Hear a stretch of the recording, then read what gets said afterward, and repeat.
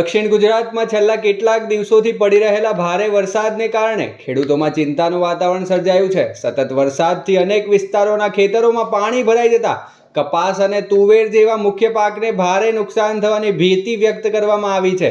બીજી તરફ શેરડીની ખેતી કરતા ખેડૂતો માટે આ વરસાદ રાહતરૂપ બન્યો છે। ભારે વરસાદને કારણે શેરડીના પાકમાં જોવા મળતા વ્હાઇટ સફેદ માખીના ઉપદ્રવમાં નોંધપાત્ર ઘટાડો થવાની સંભાવના છે, જેને કારણે શેરડીનો પાક વધુ સારો રહેવાની આશા સેવાઈ રહી છે। હાલ ખેડૂતો વરસાદની સ્થિતિ પર નજર રાખી રહ્યા છે અને સરકાર તરફથી જરૂરી સહાયની પણ અપેક્ષા વ્યક્ત કરી રહ્યા છે। જયેશ દલાલ, ખેડૂત આગેવાન।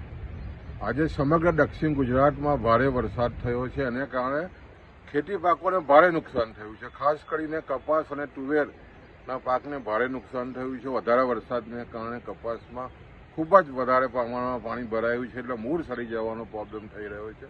ખેડૂતોમાં ચિંતા છે અને ખાસ કરીને આ વર્ષે તમે જુઓ તો અલ નીનોની જે રીતની આગાહી છે, વરસાદ પણ લગભગ 15 દિવસ લેટ આવ્યો, ત્યાર પછી જે રીતે આજે વધારે વરસાદ થયો એને કારણે ખેડૂતોમાં ભારે ચિંતા છે અને જે રીતે વરસાદ વરસી રહ્યો છે એને કારણે ખેતી પાકોને ભારે નુકસાન થવાનું છે।